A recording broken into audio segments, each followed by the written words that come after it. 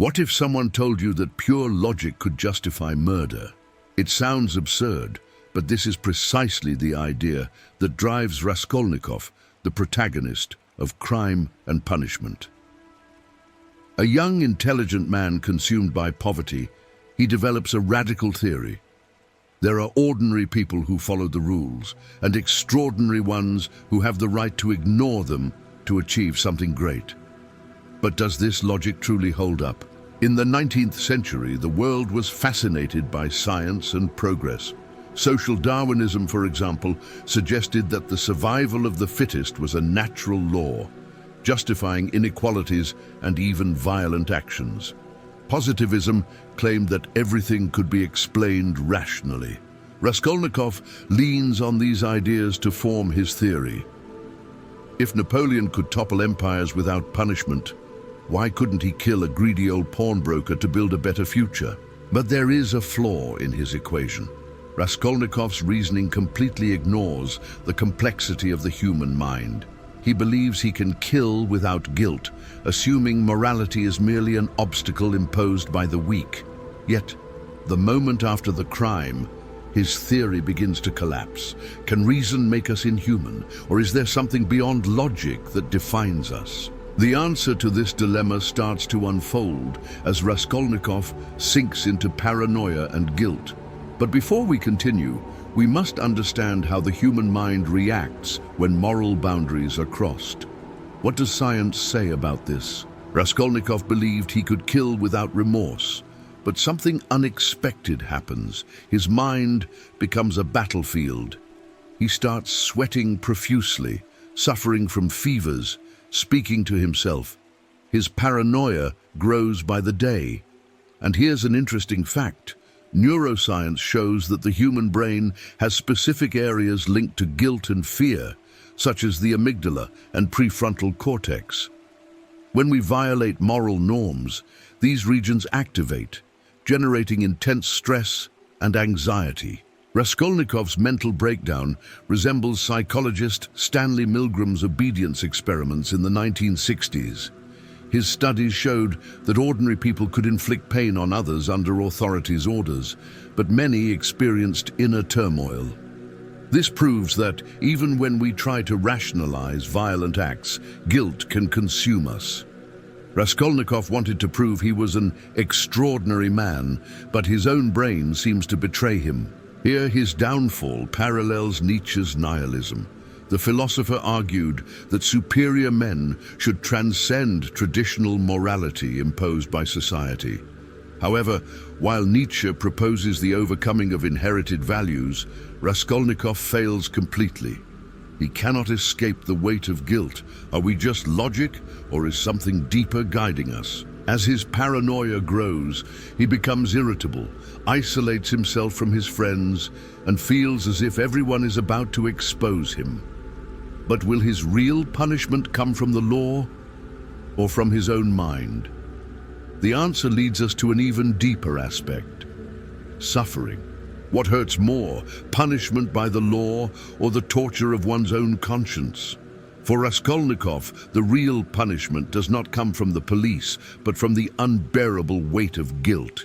He cannot sleep. His mind spins endlessly, and every encounter with Inspector Porphyry feels like a psychological battle where his sanity is at stake. But does suffering have a purpose? Modern science suggests that guilt may be an essential evolutionary mechanism. Studies in neuroscience show that emotions like regret and remorse activate brain regions linked to learning and adaptation. In other words, suffering can be a tool that forces us to reflect and change. However, when it becomes overwhelming, it can lead to self-destruction, exactly what happens to Raskolnikov. Here, Sartre's philosophy of the gaze of the other comes into play. Social judgment defines and shapes our identity. Even though Raskolnikov tries to hide, he feels the world watching and condemning him. He believes himself above the rules, but his need for recognition proves otherwise. He wants to be a great man, yet he craves validation. And this is where Sonia comes in. Sonia is the complete opposite of Raskolnikov. She suffers, but she does not revolt. Her faith and compassion contrast with his arrogance and pride, and perhaps in her presence, he begins to realize something he never found in logic: the possibility of redemption. But how can a murderer find meaning in life? Raskolnikov tried to escape his guilt, but deep down, he knew he was doomed. The moment he confesses his crime to Sonia, something changes. For the first time, he surrenders, not to cold logic, but to a genuine human emotion. But what drives him to confess? Is it the unbearable weight of guilt, or the need to reconnect with the world? Dostoevsky presents a critique of radical nihilism here. To him, man cannot live by reason alone. He needs something beyond logic. Camus, on the other hand, suggests that in the face of life's absurdity, we must resist and find meaning, even without a higher purpose. The question is, does Raskolnikov's redemption come from accepting his guilt or from the hope of a new beginning? Psychological studies indicate that having a sense of purpose is directly linked to well-being. A Harvard study, for instance, found that people with a strong sense of meaning in life experience lower rates of depression and greater emotional resilience. Dostoevsky seems to suggest the same. It's not suffering that destroys Raskolnikov, but the absence of meaning. In the end, what saves him is not the punishment of the law, but love and acceptance. When he realizes that Sonia will follow him to Siberia, he understands that he is not alone. He is neither a Napoleon nor a great man above others. But perhaps, just perhaps, he can still be human. But what does this story have to do with today's world? What can we learn from Raskolnikov's journey about our own existence? We live in the age of information, surrounded by technology and scientific advancements that explain almost everything. Yet, in the midst of all this progress, one question remains unanswered. What truly makes us human? Raskolnikov believed that reason would set him free, but he discovered that cold logic cannot fill the void of existence. This dilemma is still very much alive today. Modern science shows that the search for meaning is essential.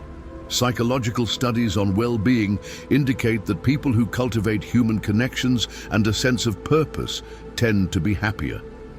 However, we live in a world where many of these connections are fading.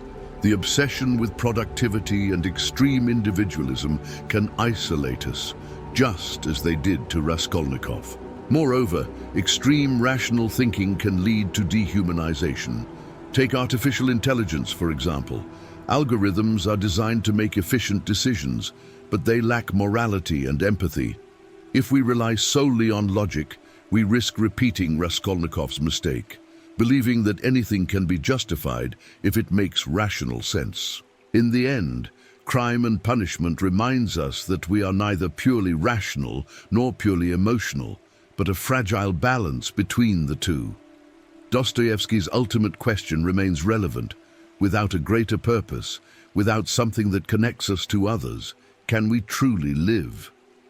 And now I ask you, what makes us human? Share your thoughts, leave a comment, and join the discussion. After all, this might be the most important question we can ask ourselves.